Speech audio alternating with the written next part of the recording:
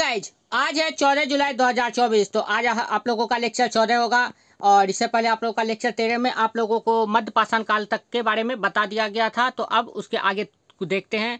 तो आप तमाम नेट और जेआरएफ की तैयारी करने वाले तथा हिस्ट्री को डेप्थ में पढ़ने वाले ऑब्जेक्टिव के रूप में आप तमाम लोगों का हार्दिक हार्दिक स्वागत है। और फ्यूचर असिस्टेंट प्रोफेसर बनने वाले आप तमाम लोगों का हार्दिक हार्दिक स्वागत है। तो चलिए वीडियो शुरू करते हैं। तो यह देख लीजिए, आप लोगों को कल बताया गया था कि मध्य पाषाण काल में लास्ट में आप लोगों को बताया गया था मानव घास फूस के बने हुए घर में रहने लगे थे मध्य पाषाण काल में। अब कुछ क्वेश्चन देख लेते हैं। मध्य पाषाण काल के मानव बस्ती का अवशेष कहाँ से मिला है? तो देख लीजिए, इसको याद करने का ट्रिक बीसी लिखा गया है। बीसी आप लोग पढ़े होंगे, ईसा पूर्व को बीसी कहा जाता है, before birth of Jesus Christ. तो उसी तरह मध्य पाषाण काल के मानव बस्ती का अवशेष कहाँ से मिला है? तो इसका याद करने का शॉर्ट ट्रिक बीसी से मिला है।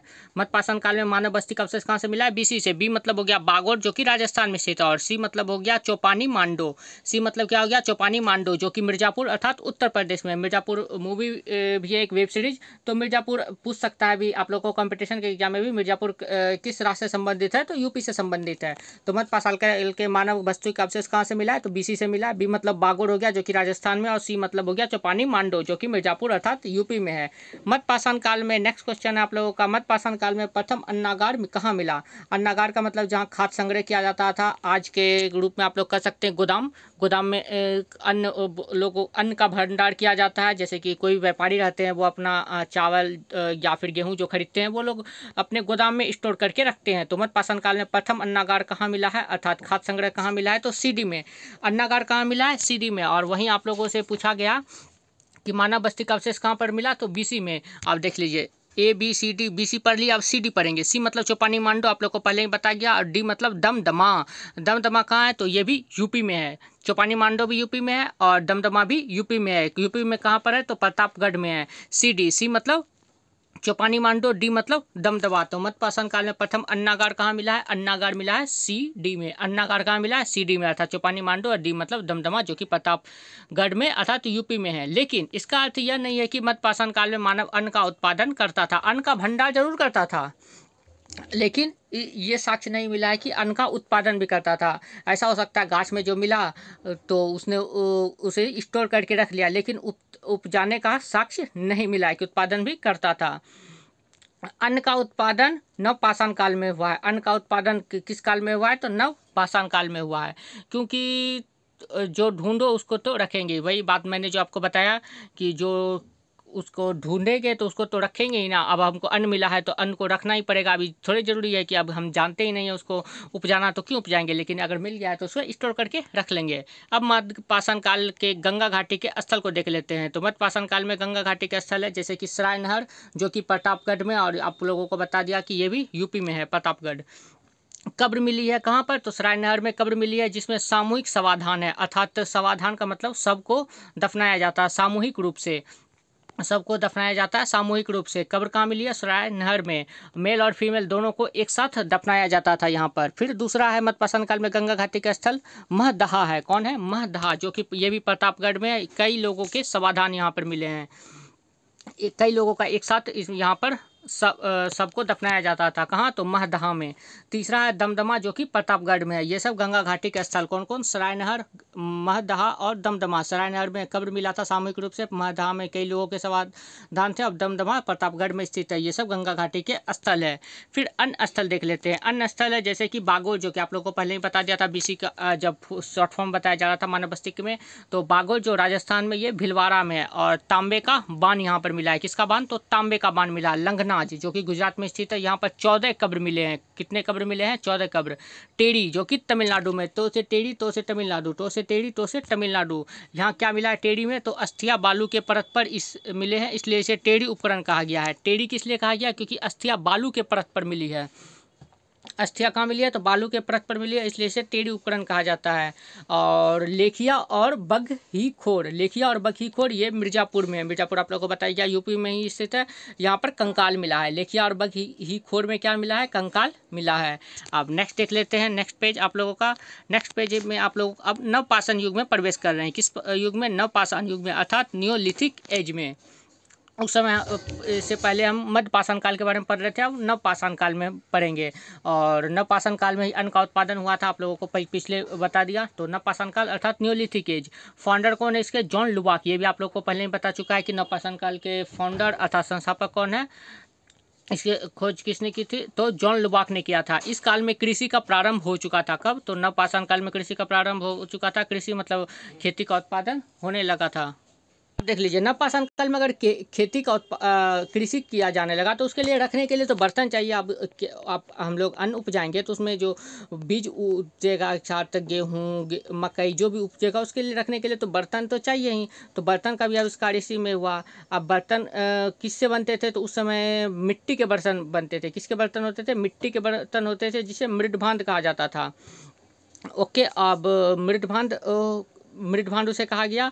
और बनाने के मिट्टी का बर्तन कौन बनाएगा? तो कुम्हार बनाएगा। तो कुम्हार का भी वर्णन मिलता है। कुम्हार का चाक अर्थात पहिया भी मिलता है। बर्तन कैसे बनाया जाएगा आप लोग गांव में देखे होंगे, या फिर आप लोगों के आसपास में अगर कोई कुम्हार होगा तो आप लोगों ने देखा होगा कि पहिया चला चला कर वो किस प्रकार से शेप देता है एक बर्तन को, तो आप लोगों ने देखा होगा। तो कुम्हार का चाक, पहिया, ये सब का वर्णन यानी इन सब का उत्पादन नव पाषाण काल में मिला है। कृषि बना तो कृषि हुआ तो बर्तन बनेगा, बर्तन बना तो मिट्टी का बर्तन बनेगा, मिट्टी का बर्तन कौन बनाएगा? कुम्हार बनाएगा, कुम्हार बनाएगा तो कुम्हार का चाक पहिया से बनाएगा। तो इन सब का आविष्कार कब हुआ? तो नव पाषाण काल में हुआ। अब आगे देखते हैं। आगे आप लोगों का नव पाषाण काल में कृषि हो गया, खेती उत्पादन हो गया, रखने के लिए बर्तन हो गया, मिट्टी का बर्तन मृदभांड कहते हैं। और कौन कौन रंग था? तो BR शॉर्ट फॉर्म में रंग कौन कौन सा था? मिट्टी का बर्तन किस किस रंग से बनते थे? B और R रंग से, अर्थात B फॉर ब्लैक मतलब काला, R for red. B for black, blue नहीं समझना है, B फॉर ब्लैक समझना है। BR मतलब B for black, R for red. इन सब कलर का बर्तन बनता था। बनाने के लिए कुम्हार चाहिए और कुम्हार का चाक अर्थात पहिया का भी आविष्कार हो चुका था। कृषि की शुरुआत, अब कृषि की शुरुआत के बारे में देखते हैं। कृषि की शुरुआत विश्व में सर्वप्रथम कहाँ हुई थी? तो कृषि की शुरुआत विश्व में सर्वप्रथम जेरिको ग्राम अर्थात जॉर्डन में हुई थी। जॉर्डन एक देश का नाम है, वहीं पर विश्व में सर्वप्रथम कृषि की शुरुआत हुई थी, जेरिको ग्राम अर्थात जॉर्डन में। सबसे पहले गेहूं की खेती यहाँ पर हुई थी। और भारत में अगर पूछ लेगा कि भारत में सर्वप्रथम कृषि की शुरुआत कब हुई थी? तो मेहरगढ़ अर्थात बलूचिस्तान में हुई थी, जो कि बोलन नदी के तट पर है। और मेहरगढ़ में क्या हुई थी? तो गेहूं की खेती। तो विश्व में हो चाहे भारत में हो, सबसे पहले किसकी खेती हुई थी? गेहूं की खेती विश्व में हुई थी जॉर्डन अर्थात जोड़िको ग्राम में, और भारत में हुई थी मेहरगढ़ में, जो कि गेहूं की खेती हुई थी। प्रथम सेटलमेंट भी इसको कहा जाता है। अब प्राचीनतम पशुपालन के प्रमाण देख लेते हैं। तो प्राचीनतम पशुपालन के प्रमाण आदमगढ़ अर्थात MP में मिला है, मध्य प्रदेश में, और बागोर अर्थात राजस्थान में मिला है। कहाँ? आदमगढ़ मध्य प्रदेश में और बागोर राजस्थान में। आदमगढ़ होशंगाबाद से भैंस की अस्थि के अवशेष मिले। किसकी अस्थि के अवशेष मिले? भैंस की अस्थि के अवशेष मिले आदमगढ़ अर्थात होशंगाबाद से। अब देख लेते हैं आगे भारत में नवपाषाण काल का विकास। तो अलग अलग जगह देख लेते हैं, जैसे कि उत्तर में, दक्षिण में, मध्य पूर्व में, विंध्य पर्वत क्षेत्र में, पूर्वोत्तर क्षेत्र में। तो उत्तर में 2 भागों में बांटा गया, एक बुर्जहोम और दूसरा गुफ्फकराल। भारत में नवपाषाण काल का विकास 2 भाग में, उत्तर में 2 भाग में किया गया, एक बुर्जहोम और दूसरा गुफ्फकराल में किया गया है। बुर्जहोम में क्या साक्ष्य मिला है? तो इसमें मालिक के साथ कुत्ते को दफनाने का साक्ष्य मिला है, अर्थात पुनर्जन्म की मान्यता उस समय थी। उत्तर में बुर्जहोम में मालिक के साथ कुत्ते को दफनाने का साक्ष्य मिला था। गर्त आवास का भी साक्ष्य मिला है, आवास मतलब घर का साक्ष्य मिला है। और दक्षिण में मास्की हो गया, ब्रह्मगिरी हो गया, संगनकल्लू हो गया। और चौथा नंबर में पिकली हिल हो गया, 3 नरसीपुर हो गया। और ये ब्रह्मगिरी और संगनकल्लू में मानव जीवन के अस्थायी जीवन का साक्ष्य मिला है। दक्षिण में कहाँ? मास्की, ब्रह्मगिरी, संगनकल्लू, पिकली हिल, 3 नरसीपुर। और वहीं ब्रह्मगिरी और संगनकल्लू में मानव जीवन का अस्थायी जीवन का साक्ष्य मिला है। और वहीं मध्य पूर्व अर्थात गंगा घाटी में क्या क्या मिला है? गंगा घाटी में चिरांद, जो कि बिहार में है, यहाँ पर आप लोगों को हड्डी के साक्ष्य मिले हैं, छपरा से हड्डी का उपकरण मिला है। और वहीं चिरांद बिहार में ताम्रकाल और पाषाण काल का भी वर्णन मिलता है। 2 नंबर पर ऊंचाई जो कि उड़ीसा में स्थित है। ये सब मध्य पूर्व से संबंधित है। अब देख लेते हैं विंध्य पर्वत क्षेत्र में और फिर पूर्वोत्तर में। तो विंध्य पर्वत क्षेत्र और पूर्वोत्तर में आप लोगों को इसकी जानकारी नेक्स्ट वीडियो में दी जाएगी। वैसे इसकी एक झलक दिखाई दे जाती है, वहाँ पर आप लोगों को कोल्डी हवा मिलेगा, जहाँ पर चावल का साक्ष्य मिलेगा, मगधा मिलेगा, पंचोड मिलेगा, और पूर्वोत्तर में फिर असम और मेघालय मिलेगा। तो इस प्रकार से आप लोगों को फिर आगे नेक्स्ट बताया जाएगा। और आप लोग तैयार है, कल मंडे है, फिर आप लोगों का 3 पेज पर डे आप लोगों को अब तैयारी की जाएगी, तो आप लोग तैयार रहें इसके लिए। ओके, तो अब कुछ बैक का रिवीजन कर लेते हैं। बैक का रिवीजन में जैसे कि मध्य पूर्व पाषाण काल का पीरियड बता दीजिए। तो 1 लाख ईसा पूर्व से 40,000 ईसा पूर्व तक। और मानव का यायावरी जीवन कितना परसेंट है, तो 99% जीवन लगभग यायावरी जीवन है। और मतवान लीन मतवान लीन कौन है, तो ये चीनी लेखक है। मतवान लीन कौन है, तो चीनी लेखक। तो चलिए अब मिलते हैं नेक्स्ट वीडियो में। आप लोग टेलीग्राम चैनल से जरूर ज्वाइन करें, जिसका लिंक आप लोग को डिस्क्रिप्शन में दे दिया गया है। आप लोग या फिर टेलीग्राम चैनल पर जाकर के आसान फैमिली को सर्च मारकर भी जुड़ सकते हैं। आप लोगों को इसका PDF टेलीग्राम चैनल पर 14 जुलाई 2024 को अपलोड कर दिया गया। आप लोग वहाँ पर जाकर जरूर ज्वाइन हो। तो चलिए मिलते हैं नेक्स्ट वीडियो में। वीडियो देखने के लिए बहुत बहुत धन्यवाद। Thank you.